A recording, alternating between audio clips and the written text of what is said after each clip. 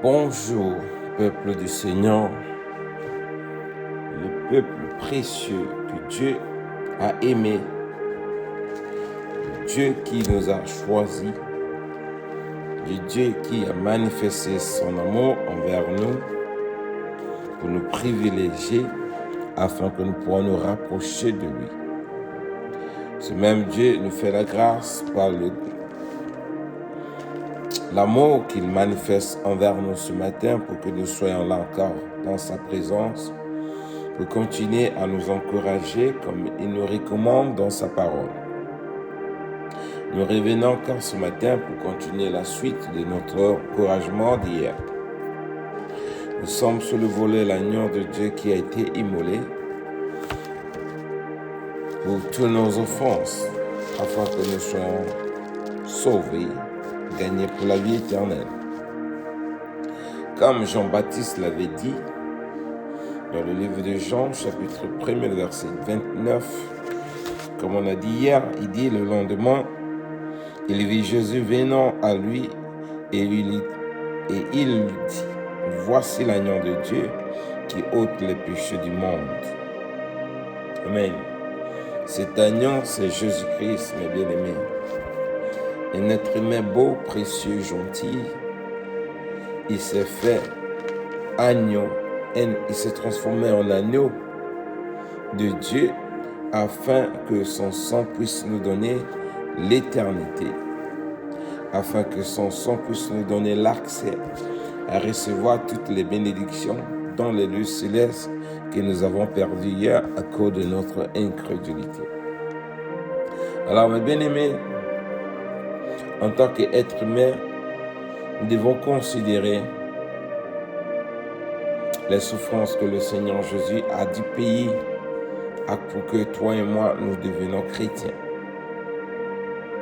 On ne devient pas chrétien parce qu'on le veut, on devient chrétien parce que nous avons connu la réalité de ce monde, qu'un être humain dans ce monde, il doit adorer l'Éternel, il doit donner sa vie au Seigneur afin qu'il puisse se retrouver la restauration divine pour être gagné pour la vie éternelle. Voilà pourquoi on s'est dit, je suis chrétien. Alors mes bien-aimés, nous devons comprendre, si Dieu nous ramenait à l'époque, dès l'Ancien Testament, qui de nous, mes bien-aimés, pouvait vraiment faire ce rituel à chaque jour? Dieu nous a fait la grâce pour nous accorder le salut de nos âmes par le bien de la grâce au travers des souffrances de Jésus-Christ. Nous n'arrivons pas à honorer cela. Combien de fois, si Dieu nous demandait de faire le rituel des animaux chaque jour pour être sanctifiés, qui pouvait vraiment tenir, qui pouvait vraiment persévérer jusqu'à la fin? Il sera difficile. Il faut voir l'état de cette génération que nous sommes. La parole du Seigneur nous dit ceci. Dans le livre d'Apocalypse chapitre 5, là où nous avons médité hier, nous revenons encore parce que le Seigneur veut vraiment accentuer là-dessus, parce que c'est le fondement de la vie chrétienne de repose sur cet acte que l'Apocalypse nous présente ici. L'Apocalypse chapitre 5, le verset 6, le Seigneur nous dit ici, sous le témoignage que notre bien-aimé Jean nous a laissé. La parole du Seigneur nous dit ceci.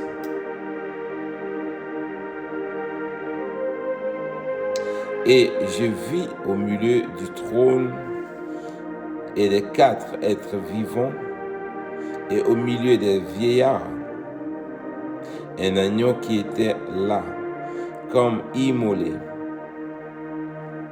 Il avait 7 cornes et 7 yeux, qui sont les 7 esprits de Dieu envoyés par toute la terre. Parole du Seigneur. Ici, mes bien-aimés, l'apôtre, notre bien-aimé Jean nous dit ceci. Pendant que Dieu lui avait fait la grâce pour lui montrer la vision des choses spirituelles, il l'a mené dans les dimensions supérieures jusqu'à ce qu'il ait eu maintenant les yeux spirituels qui lui ont permis de voir ce qui se passe devant le trône de la grâce. Et c'est là, il est en train de dire, entre le trône de Dieu et les 4 êtres vivants et au milieu des vieillards, les 24 vieillards, il y a un anneau qui était là, comme immolé, c'est-à-dire Jésus-Christ. Il a vu Jésus-Christ devant le trône de la grâce, étant immolé, et il avait 7 cônes et 7 yeux, qui sont les 7 esprits de Dieu envoyés par toutes les églises. Alors, l'immolation de Jésus-Christ, ma bien-aimée, elle sera toujours à la une jusqu'à ce que la fin du monde puisse intervenir. Alors, mes bien-aimés, prenons l'exemple quand on assiste à l'exécution d'un animal, lorsqu'on est en train d'immoler ou bien égorger un animal. Vous voyez, c'est pas facile pour l'animal, mes bien-aimés. On attrape les 4 pattes, souvent lit les 4 pattes, l'animal en train de se battre pour lutter jusqu'à ce qu'il puisse qu'il puisse rendre l'âme. Mais ici, le Seigneur nous dit, par ses souffrances, la manière il a été crucifié à la croix, vu le prix qu'il a payé, l'action là encore, entrait à la une devant le trône de la grâce, en train de réclamer le péché dans la vie de tous ceux qui viennent se confier à cet acte d'immolation du corps de Jésus-Christ. En devenant l'agneau, il est venu nous purifier pour que nous soyons sanctifiés. Pourquoi trouvons-nous des excuses pour dire « Je ne suis pas Jésus-Christ » et nous sommes des êtres humains, le cœur est disposé, la chair est faible. Oui, mais nous avons aussi le Saint-Esprit qui est là, qui nous donne la force, qui nous convainc en ce qui concerne le péché et le jugement. Pourquoi ne pas considérer l'interpellation du Saint-Esprit à notre conscience pour qu'on puisse renoncer à toute voie qui nous pousse à pécher contre notre Dieu. Alors ici, mes bien-aimés, il dit l'immolation de Jésus-Christ devant le trône de la grâce à la présence des 4 êtres vieillards et les autres. Nous pouvons voir l'image de ce qui est suspendu devant le trône de la grâce. Et à côté de cette immolation, mes bien-aimés, il y a les 7 esprits de Dieu. Amen. Les 7 esprits de Dieu et les 7 cônes qui ont les 7 yeux qui sont devant notre Dieu.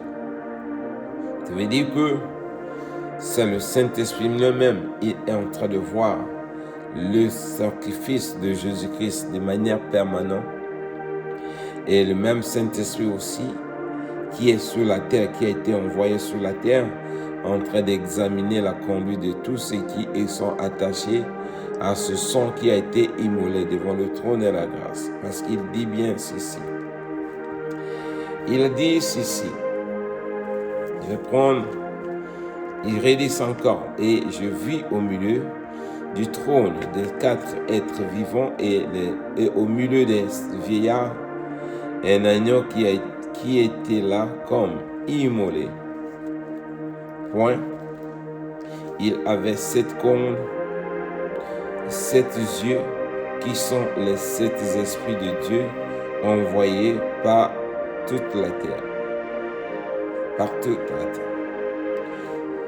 Bien que le 7 esprit de Dieu est là, il y a aussi les 7 esprits de Dieu qui ont été envoyés sur la terre pour pouvoir vraiment inspecter le travail du sang de Jésus-Christ dans la vie de tous ceux qui sont attachés au témoignage de ce sang.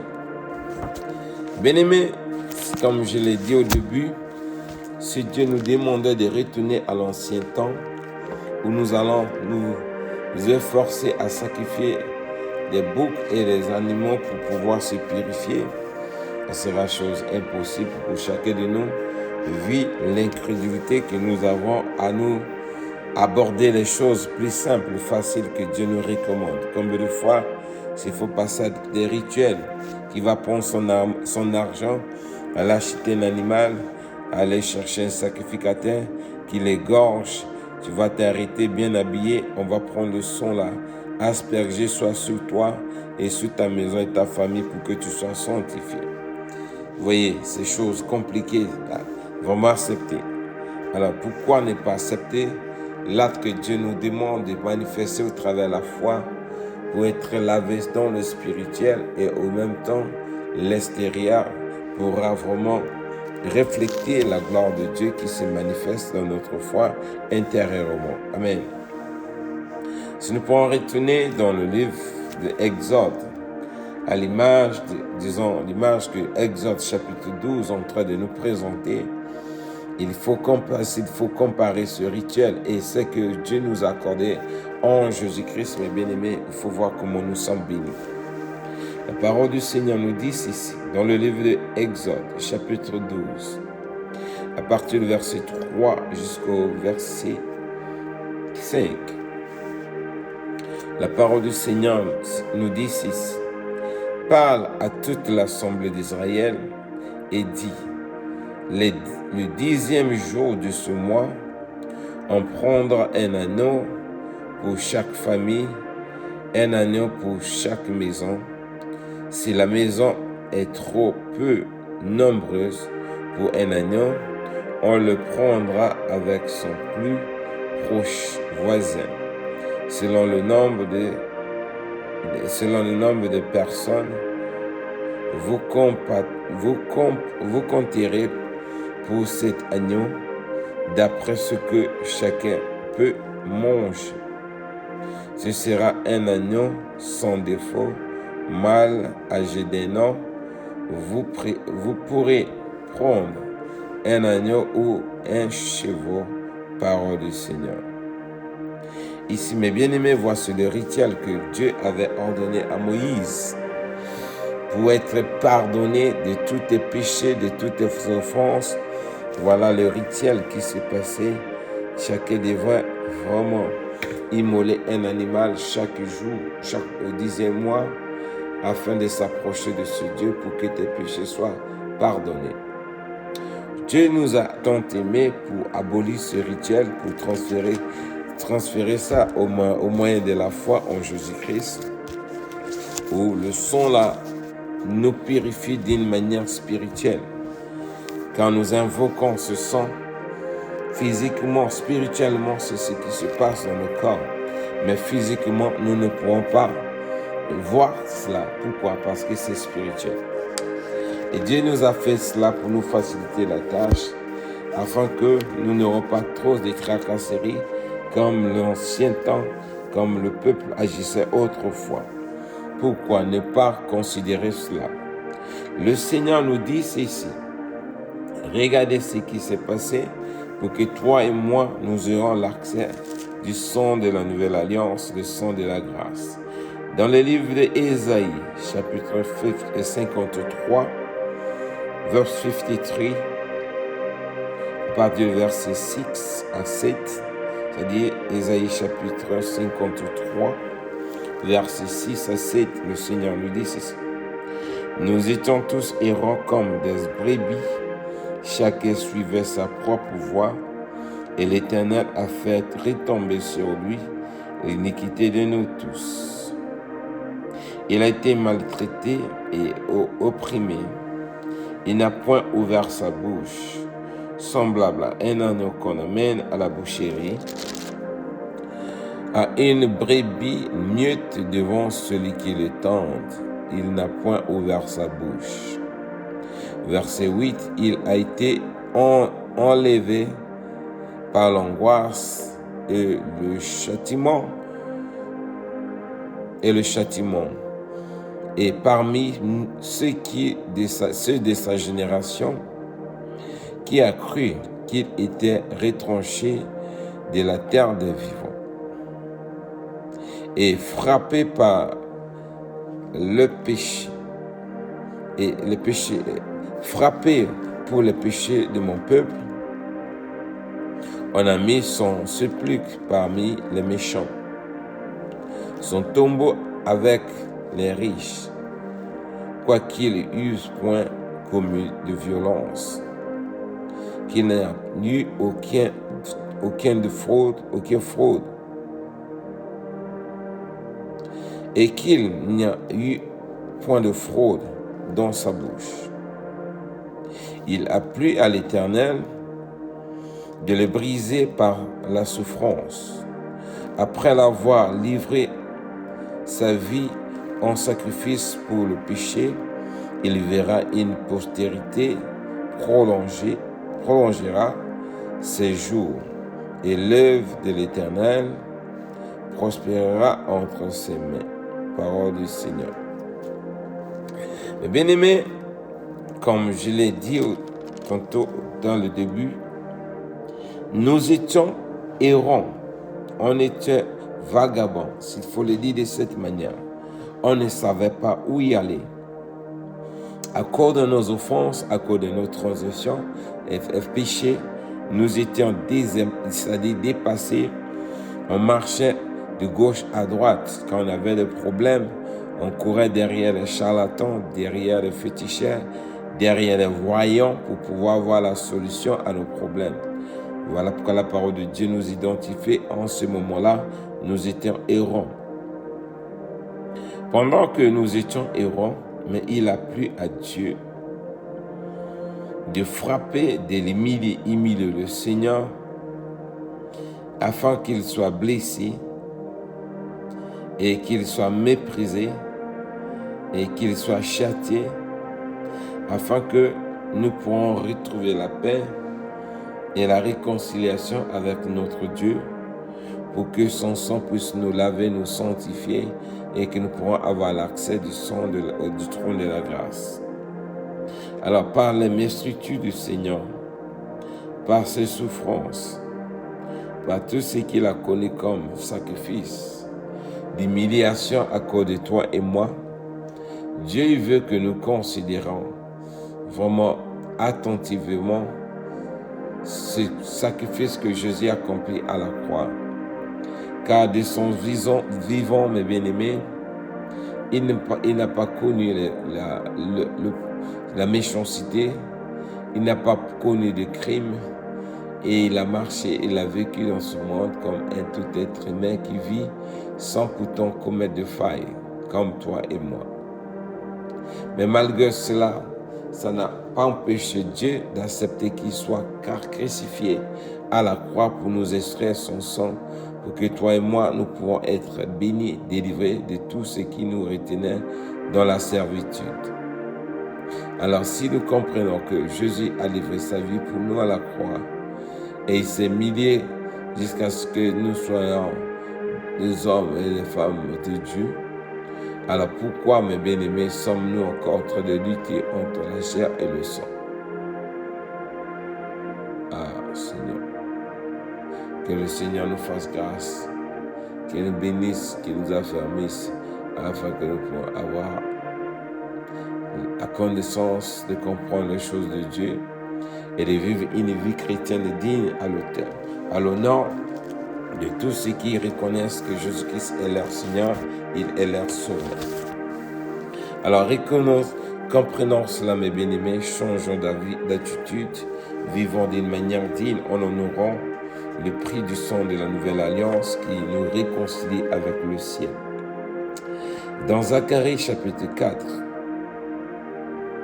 le verset 8 à 11, le Seigneur nous dit ceci, ce que Zorobabel avait vu. Il dit, la parole de l'Éternel me fit adresser en ces mots. Les mains de Zorobabel ont fondé cette maison et ses mains l'archiveront. Et tu sauras que l'Éternel des armées m'a envoyé vers vous. Car ceux qui méprisent le jour des faibles, commencement, se réjouiront en voyant le nouveau dans la main de Zorobabel. Ces sept sont les yeux de l'Éternel qui parcourent toute la terre. J'ai pris la parole et je lui ai dit, que signifient ces deux oliviers à la droite du chandelier et à gauche. J'ai pris une seconde fois la parole et je lui dis, qui signifie les 2 rameaux d'olivier qui sont près de 2 conduites d'or d'où parcourt l'or. Il me répondit, ne sais-tu pas ce qu'il signifie? Je dis non, mon Seigneur.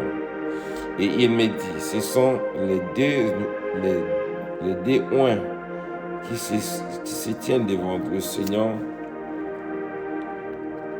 de toute la terre. Amen.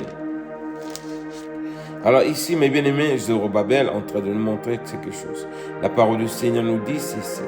La main de Zorobabel a fondé cette maison et ses mains l'achèveront. Alors, Jésus-Christ, il a dit à Pierre, ce Pierre, il bâtira son église. Les portes de ce jeu de monde ne proviendront pas comme elle. Alors, si ta vie fait partie du temple de Dieu qui porte le Saint-Esprit, de la même manière, tu es venu vers lui et il t'a accepté comme Seigneur et Sauveur, tu as donné sa vie. Alors, ce témoignage tel que tu as commencé, Dieu te promet qu'il l'achèvera. Alors, donc arrête vraiment de contourner les choses. Sois attentif, car ce que Dieu a commencé dans ta vie, il l'achèvera. Pourquoi? Parce qu'il dit bien, car ceux qui méprisent le jour des faibles au commencement, s'y réjouiront en voyant les niveaux dans la main des Zorobabel. Ce sont les 7 yeux de l'Éternel qui parcourent toute la terre. Amen. Donc ceux qui méprisent ce que tu es, ton témoignage, ils seront surpris à la fin. Pourquoi? Si l'Esprit de Dieu est en train de parcourir la terre, si ton témoignage est véritable et sain, et que tu tiens à la fermeté d'honorer le Seigneur, ceux qui se méprisent, ceux qui se moquent de toi, ils seront surpris. Pourquoi là? Parce que l'Esprit de Dieu qui est là, en train de parcourir la terre pour chercher ceux qui s'attachent au témoignage du sang de Jésus. Donc soyons vraiment sereins, soyons fermes dans notre foi, ne reculons pas, mais que chacun de nous se donne accord âme et esprit, parce que le Seigneur a réservé une délivrance qui pourra nous permettre de glorifier son nom dans tout l'ensemble de nos vies. C'est un peu ce qu'on avait à partager ce matin. Que le Seigneur nous bénisse, qu'il nous protège, qu'il nous affermisse dans la marche avec lui, afin que la gloire, l'honneur lui revienne que lui seul. Que Dieu vous bénisse tous. Shalom, shalom. Bye.